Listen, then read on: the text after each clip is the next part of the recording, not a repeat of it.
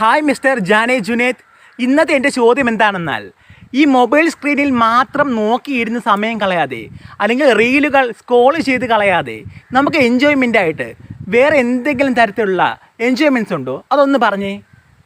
വേറെ ഒരുപാട് എൻജോയ്മെൻറ്റുകളൊക്കെ ഉണ്ട്. ഉദാഹരണം, ഒരുപാട് ഹോബികളൊക്കെ ചെയ്യുക, ഒരുപാട് ബുക്സ്, ഒരുപാട് വായന. അത് നമുക്ക് ഇമ്പോർട്ടൻ്റ് ആണ്. വായന ഉണ്ടെങ്കിൽ നമുക്ക് ഒരു ബുദ്ധിക്കൊരു വിലയും നിലയും കിട്ടും. ഒരു ഉദാഹരണം ഞാൻ പറയാം. കുഞ്ഞുണ്ണി മാഷ് പറഞ്ഞിട്ടുണ്ട്, വായിച്ചാൽ വളരും, വായിച്ചില്ലെങ്കിൽ വളയും എന്ന് പറഞ്ഞൊരു കോട്ട് നിങ്ങൾ കേട്ടിട്ടുണ്ട്. അതുപോലെ നമ്മൾ ഒരുപാട് ബുക്സുകൾ വായിക്കുക, ഉമ്മായും വാപ്പായെ സഹായിക്കുക, അവരുമായിട്ട് ടൈം സ്പെൻഡ് ചെയ്യുക. ഞാനൊരു കാര്യം പറയാം, എനിക്ക് ഒരുപാട് അബദ്ധങ്ങളൊക്കെ പറ്റിയിട്ടുണ്ട്. ഉദാഹരണം, അബദ്ധങ്ങളെന്ന് പറഞ്ഞാൽ, ഞാൻ രാത്രി 6 മണി 8 മണി തൊട്ട് 11 മണി 12 മണി വരെ സ്ക്രീനൊക്കെ യൂസ് ചെയ്യുമായിരുന്നു. അതൊരു ഹരമായിപ്പോയി. അപ്പോൾ നമ്മളെന്തിനാണ് മൊബൈലൊക്കെ മാറ്റിയിട്ട് ആശ്വാസകരമായി നമ്മൾ കിടന്ന് ഉറങ്ങുക. അതാണ് എനിക്കും പറയാനുള്ളത്.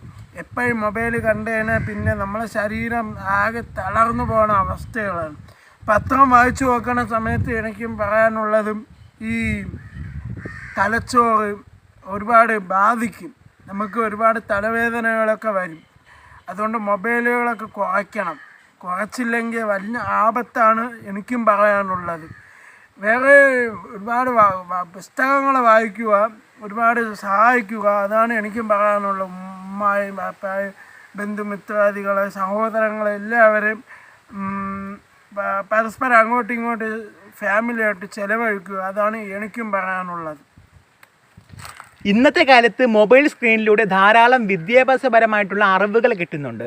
എന്നാൽ ഒരുപാട് കുട്ടികൾ അത് ദുരുപയോഗം ചെയ്യുന്നുണ്ട്. അതിനെക്കുറിച്ച് എന്താണ് ജാനെ ജുനേദിന് പറയാനുള്ളത്? അതിനെക്കുറിച്ച് പറയാനുള്ളത് ചേട്ടാ, എനിക്ക് പറയാനുള്ളത്, ഈ ഓസ്ട്രേലിയയിൽ, ഈ കർണാടക എന്നീ ഈ സ്ഥലങ്ങളിൽ അവർ പറയണ് 16 വയസ്സ് മുതൽ സ്ക്രീൻ ഉപയോഗം കുറയ്ക്കാൻ ഒരുപാട് നിയമങ്ങളും വരും. അപ്പോൾ ഈ ഓസ്ട്രേലിയയിലായാലും ചൈനയിലായാലും അവിടെ അങ്ങനെ തന്നെ ഭയങ്കര നിയമമാണ്. 16 വയസ്സ് വരെ മൊബൈൽ എടുത്തേ കൂടാ. അവർ പഠിക്കുക, അത്രയുള്ളൂ. ആ ടീനേജ് പ്രായത്തിൽ നമ്മൾ മൊബൈൽ ഫോണേ മാറ്റിക്കളയണം. ഉദാഹരണം, കണ്ണൊക്കെ കറുത്ത്, ഉറക്കമില്ലായ്മ, അതാണ് എനിക്കും പറയാനുള്ളത്. നമ്മൾ ഒരുപാട് ടൈം വേസ്റ്റ് ആക്കരുത്. സമയം ഒരു മരണം പോലെയാണ്, അതേ ഉള്ളൂ എനിക്കും പറയാനുള്ളത്. മൊബൈൽ ഫോണൊക്കെ മാറ്റിയിട്ട് ഒരുപാട് കാര്യങ്ങളൊക്കെ പഠിക്കുക. വായനയാണ് നമ്മളെ വായിക്കാനുള്ളത്. ഒരുപാട് മോട്ടിവേഷനുകൾ വീഡിയോസുകളൊക്കെ കാണുക, അത്രേ ഉള്ളൂ. വേറെ ഒന്നുമില്ല. പാട്ടുകളൊക്കെ ഒരുപാട് ഖുർആനുകൾ കേൾക്കുക, അതേ ഉള്ളൂ എനിക്കും പറയാനുള്ളത്.